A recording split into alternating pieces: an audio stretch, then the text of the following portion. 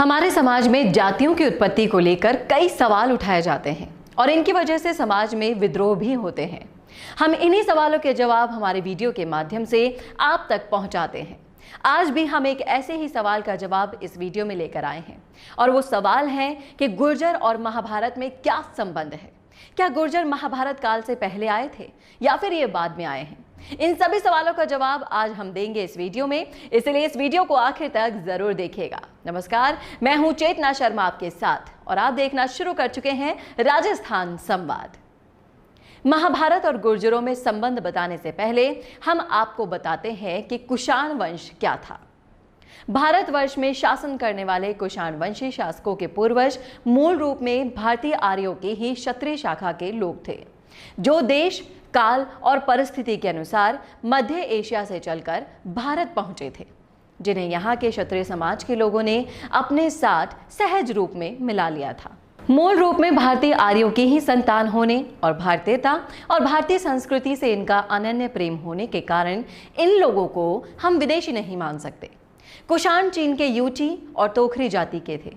Mongolia का कोवी प्रदेश कुषाणों का मूल निवास स्थान था। भारत में आने के बाद कुषाण वंश के शासकों ने भारतीय सभ्यता और परंपराओं का पालन करना शुरू कर दिया था। अगर कुषाण वंश के सिक्कों को देखा जाए तो इन पर त्रिशूल, शिव और बैल के चित्र मिलते हैं।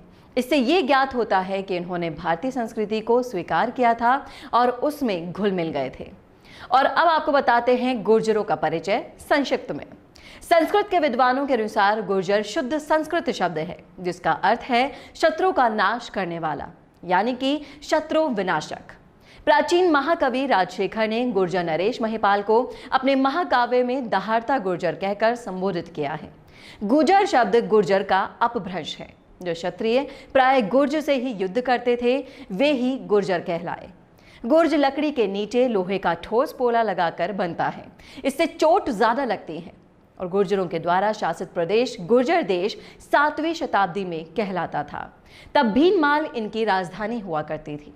शेखावाटी क्षेत्र में बड़ गुर्जरों का राज्य था। ग्वालियर नरेश राजा मानसिंह की रानी गुजरी ही थी।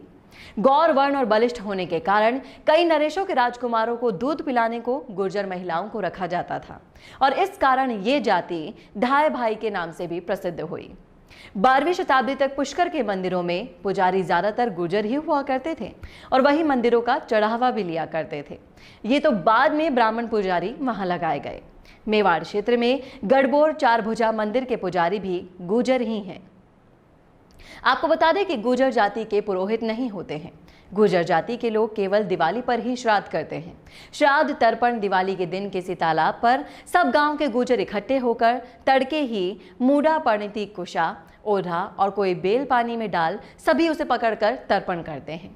गुर्जर डेरी माता और देवजी भैरव जी के उपासक भी होते हैं और इनके ताबीज सोने और चांदी में मढ़वाकर गले में पहने देखे जा सकते हैं। आपको बता दें कि कुछ इतिहासकार कुषाणों को गुर्जर बताते हैं और कनिष्क के रबातक शिलालेख पर अंकित गुसुर को गुर्जर का ही एक रूप बताया गया है। उनका मानना है कि गुसुर या गुर्जर लोग विजेता के रूप में भारत आए थे, क्योंकि गुसुर का अर्थ होता है उच्च कुलीन होना। गुर्जर अभिलेखों के हिसाब से ये सूर्यवंशी या रघुवंशी हैं। प्राचीन महाकवि राजशेखर ने गुर्जरों को रघुकुल तिलक और रघु ग्रामीणी भी कहा है। 9वीं से 10वीं शताब्दी के गुर्जर शिलालेखों पर सूर्य देव की कलाकृतियां भी इनके सूर्यवंशी होने की पुष्टि करती हैं। राजस्थान में आज भी गुर्जरों को सम्मान से मिहिर ही बुलाया करते हैं, जिसका अर्थ है सूर्य।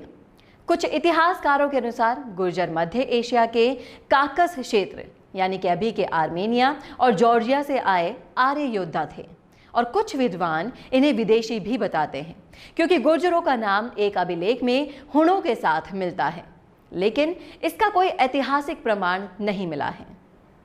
अब बात करते हैं महाभारत काल की। महाभारत काल से पहले और महाभारत के समय गुर्जरों के चेची और कुषाण वंश के राजनीतिक स्तर पर शक्तिशाली होने के प्रमाण भी मिले हैं। कुषाणों को ऋषिक, देवपुत्र और तुषार भी कहा जाता था। कुषाणों ने महाभारत के युद्ध में भाग लिया था, क्योंकि वे कुरु वंशियों के निकट संबंधी हुआ करते थे। इसके अलावा कुषाण युधिष्ठिर के राजसूय यज्ञ में उपहार लेकर उपस्थित भी हुए थे।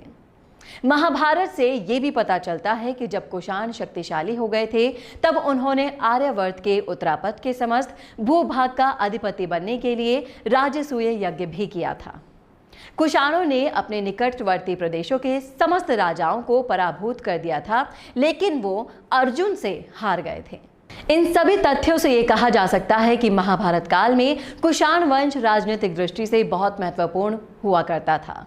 और ये थे वो सबूत जो ये साबित करते हैं कि गुर्जरों का अस्तित्व महाभारत काल से पहले से ही था।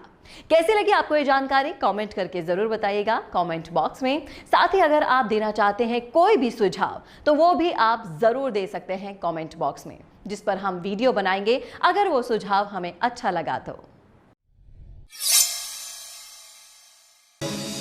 आपकी हंसी से ज्यादा क्या कभी आपको कोई खूबसूरत बना सकता है? लेकिन जब इस हंसी का ख्याल रखने की बात आती है तो हम लापरवाही कर जाते हैं।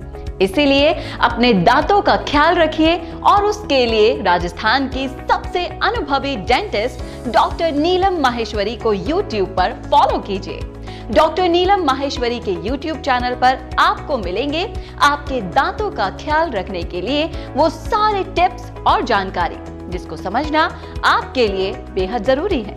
तो आज ही YouTube पर सब्सक्राइब और शेयर कीजिए डॉक्टर नीलम माहेश्वरी के चैनल को, क्योंकि आपके स्माइल का कोई भी विकल्प कभी हो नहीं सकता।